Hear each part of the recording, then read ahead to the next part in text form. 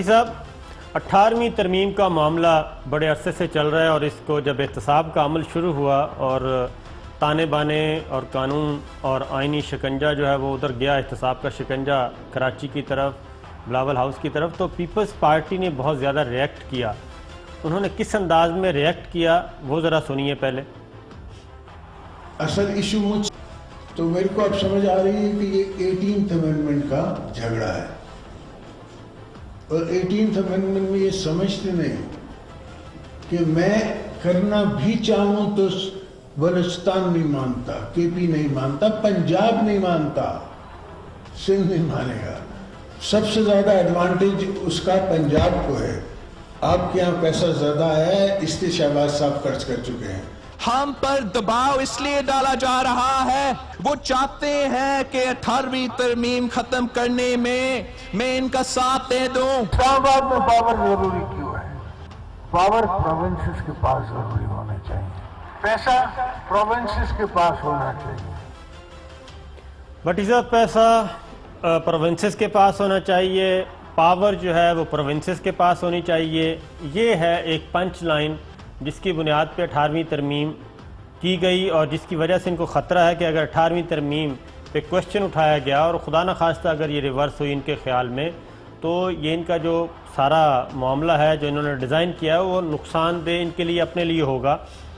کیونکہ بھٹی صاحب کوئی بھی ترمیم یا کوئی بھی قانون بنایا تو جاتا ہے عوام کی بھلائی کے لیے، عوام کی فلاح و بہبود کے لیے، عوام کے فائدے کے لیے، لیکن اس ترمیم میں تو یہ کہہ رہے ہیں کہ پیسہ اور پاور یہ دو چیزیں چاہیے۔ اور آج سپریم کورٹ میں جب یہ ہیئرنگ ہوئی بھٹی صاحب، تو سپریم کورٹ میں ایک حیران کن چیز سامنے آئی، اور اس میں رضا ربانی صاحب جو اس کے بہت بڑے ڈیفینڈر ہیں، انہوں نے یہ کہا کہ 18ویں ترمیم کے خالق کہا جاتا ہے ان کو، رضا ربانی صاحب کو 18ویں ترمیم کے خالق ہیں۔ انہوں نے سپریم کورٹ میں کہا کہ تسلیم کرتا ہوں ترمیم سے پہلے فلور پر بحث نہیں ہوئی، کمیٹیوں میں جو بحث ہوئی ہمارے سامنے نہیں آئی، یہ چیف جسٹس صاحب نے ان سے پوچھا۔ تو پہلے تو اس انکشاف پہ آپ بتائیں کہ فلور آف دا ہاؤس ایک چیز آئی نہیں، اور یہ 18ویں ترمیم کہاں کی گئی، کس نے فیصلہ کیا اتنا بڑا، اور کس کے پاس یہ اختیار تھا؟ اختیار تو پارلیمنٹ کے پاس تھا، پارلیمنٹیرینز کے پاس تھا، اور اس کے علاوہ جو سٹیک ہولڈر ہوتے ہیں اس میں دانشور بھی ہوتے ہیں، باقی بھی ہوتے ہیں، کسی کے ساتھ کوئی ڈسکشن نہیں کی گئی، اور آج یہ عدالت میں تسلیم کیا گیا ہے۔ بھٹی صاحب صابر صاحب، گزارش یہ ہے کہ سینیٹر رضا ربانی صاحب کی گفتگو کے بعد میرے دل میں بھی 101 سوال آ گئے ہیں۔ ایک طرف تو چاروں صوبوں کی زنجیر پیپلز پارٹی بے نظیر کو کہہ کے جوڑتی ہے، بٹوں کو یہ کریڈٹ دیتے 73 کا آئین بنایا ہے، اور اس کے بعد کئی ترامیم ہوئی۔ ترامیم وقت کے ساتھ عوام کی فلاح و بہبود کے لیے ہوتی رہتی ہیں، یہ کوئی قرآن پاک تو نہیں ہے نا جس میں زیر زبر کی تبدیلی نہیں ہو سکتی۔ 18ویں ترمیم سے پہلے 17ویں ترمیم ہوئی، 17ویں ترمیم کے بعد 18ویں، اس کے بعد بھی ترامیم ہوئی۔ اگر اس ترامیم میں کچھ ایسا ہوا جس کا خود جو اسمبلی پاس کر رہی ہے اس کو بھی نہیں پتا یہ کس بیس پہ ترامیم کی گئی، اس کی آرگومنٹ کہاں کیے گئے، اس کے فوائد اور نقصانات کی ڈسکشن کہاں ہوئی، کسی کو لوپ میں نہیں لیا گیا، تو اگر اس میں ترمیم ہوتی ہے اور ہوتی عوام پاکستان کے لیے اور پاکستان کی عوام کی بہتری کے لیے، تو نقصان کیا ہے؟ میرا خیال ہے جو پیپلز پارٹی پروپیگنڈا کر رہی ہے نا، کرپشن سے بچنا کا ایک بہانہ ہے۔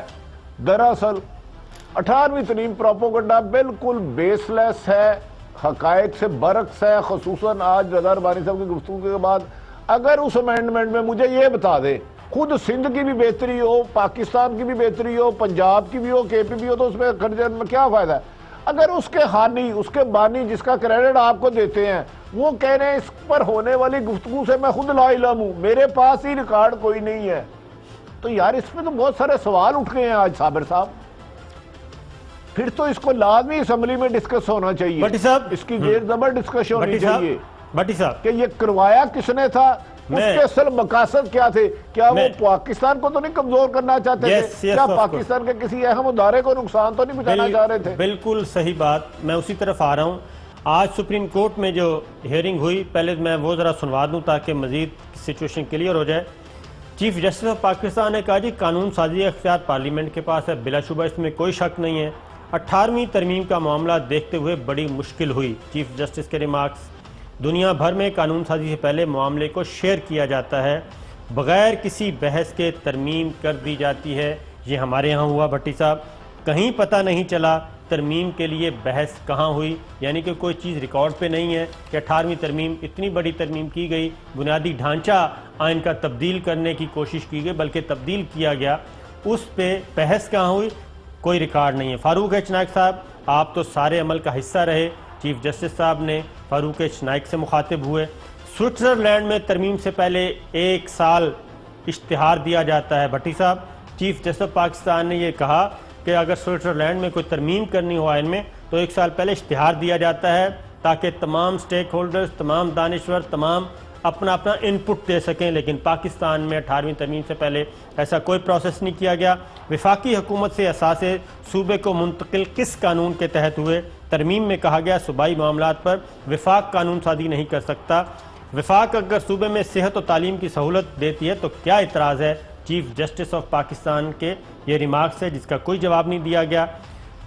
18ویں ترمیم پہ خالق، وہ آپ کو بتا چکا ہوں، کمیٹیوں میں جو بحث ہوئی وہ ہمارے سامنے نہیں ہے، یہ بھی چیف جسٹس آف پاکستان نے کہا کہ کمیٹیوں میں جو ڈسکشن ہوتی ہے وہ بتا دی جائے، اس کا بھی کوئی ریکارڈ نہیں۔ بحث سے پتہ چلتا ہے قانون سازی کے پیچھے مقصد کیا تھے۔ قانون کی تشریح کے لیے قانون سازوں کی نیت کا جائزہ لینا ہوتا ہے۔ یہ بھٹی صاحب بہت امپورٹنٹ چیز ہے کہ کوئی بھی ترمیم آپ کرتے ہیں، کوئی بھی قانون بناتے ہیں، اس کے اغراض و مقاصد بیان کیے جاتے ہیں پریمبل میں، افتتاحیے میں، ابتدائیے میں، کہ جناب یہ آئین میں ترمیم اس لیے کی جا رہی ہے، یہ مقاصد ہیں، یہ ہماری غرض و غایت ہے، اور اس کے بعد ایک نیت کا پتہ چلتا ہے، ایک ہوتا ہے بدنیتی پر مبنی ہے یا نیک نیتی پر مبنی۔ میلا فائڈی صابر صاحب ذرا تھوڑی سی میری رہنمائی فرمائیں۔ جی سر۔ صابر صاحب میری رہنمائی فرمائیں۔ یہ 18ویں ترمیم میں تیسری دفعہ وزیر اعظم اور بی اے فیل کے لیے بھی منظور ہوئی تھی نا؟ جی بالکل، اسی لیے آگے پیچھے تھا کوئی؟ بالکل ایسا ہی ہے۔ اب مجھے میرے بھائی آپ تھوڑا سا نتیجے پہ پہنچے۔ کچھ سیاستدانوں نے سودے بازی کی کہ مجھے تیسری طرف وزیر اعظم بننا ہے، بی اے کی شک تھی، کچھ نے یہ کیا میں بی اے پاس نہیں ہوں، مجھے آنا ہے۔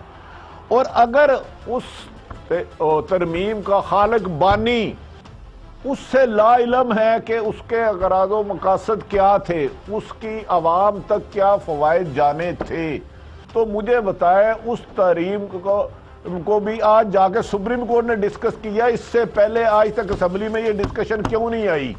کیا قانون سازی 1-2 خاندانوں کے لیے اسمبلی میں ہوتی ہے یا عوام کے لیے ہوتی ہے؟ کیوں عوام کو ہم ہر چیز میں گمراہ رکھتے ہیں؟ اس میں سازش کی بدبو آپ کو نظر آ جائے گی کہ کون سے خاندان بڑے یا کون سے چند لوگ اپنے مالی مفاد یا اپنے آپ کو ان فیوچر سیو کرنے کے لیے ملک کی ہونے والی اہم 3 ترمیم جو آئین ہے نا، کانسٹیٹیوشن اسی لیے مشکل بنایا جاتا ہے کہ ہر کوئی زیر زبر مٹا نہ دے اس کو، تو اس میں تو تمام حقائق کو چھپایا گیا۔ میں بظاہر ایسا لگتا ہے تیسری طرح وزیر اعظم بننے کے لیے اور بی اے فیل کے لیے یہ ساری گیم کھیل نہیں بھٹی صاحب، صرف تیسری بار وزیر اعظم یہ تو ہوا ایک سیاسی سودے بازی، تیسری بار وزیر اعظم۔ اگلی بات سنیں، وہ بہت ہی ہوش اڑانے والی ہے۔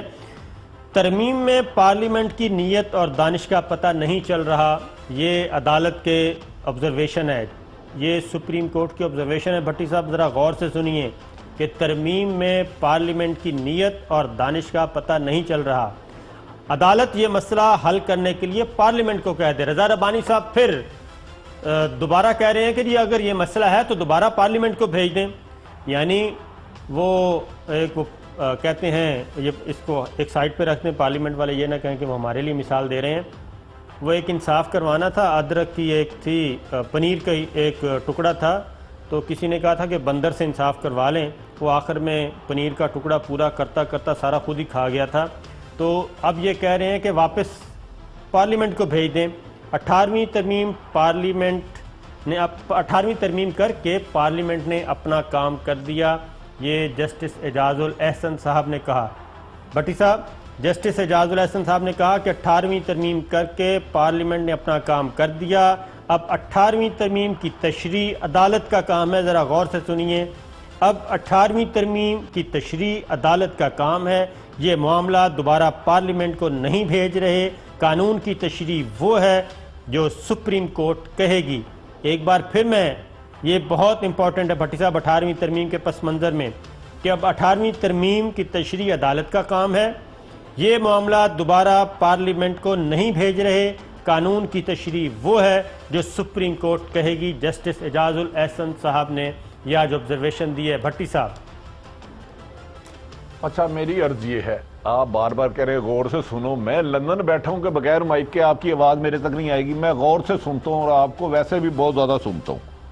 اچھا گزارش یہ ہے کہ انہوں نے، میری نظر میں تو یہ بات خاصی واضح ہو گئی. قانون سازی کی گئی. قانون سازی کرنے والوں کے پاس بھی اس کے مقاصد نہیں ہے، کیوں کی جا رہی ہے، اس کے فوائد کیا ہوں گے، کیا نقصان ہوں گے. یہ آج تو بالکل چیزیں کلیئر ہو گئی. اور جن دو پارٹیوں نے کی ہے وہی اسمبلی میں بیٹھے ہیں، کہہ رہے دوبارہ ان کے پاس بھیج دو. میں نے تو شروع سے یہ سنا ہے، صابر صاحب میری رہنمائی کرے، قانون سازی یقیناً پارلیمنٹ کا حق ہے، یقیناً پارلیمنٹ کا حق ہے، یقیناً، لیکن اس کی تشریح ہمیشہ سپریم کورٹ ہی کرتی ہے. میرا خیال ہے اس کیس کا فیصلہ، اس ترمیم کا فیصلہ اگر پارلیمنٹ میں گیا تو پھر چند مفاد پرست اس کو اپنی مرضی سے کھیلیں گے. اس کا اگر سپریم کورٹ تشریح کر دے، اور تاکہ سپریم کورٹ نے دیکھنا ہوتا ہے پاکستان اور پاکستان کی عوام کا فائدہ اور قانون اور آئین کے مطابق، تو میرے خیال میں جیسے سپریم کورٹ کو پارلیمنٹ میں نہیں بھیجنا چاہیے. آپ کیا سمجھتے ہیں؟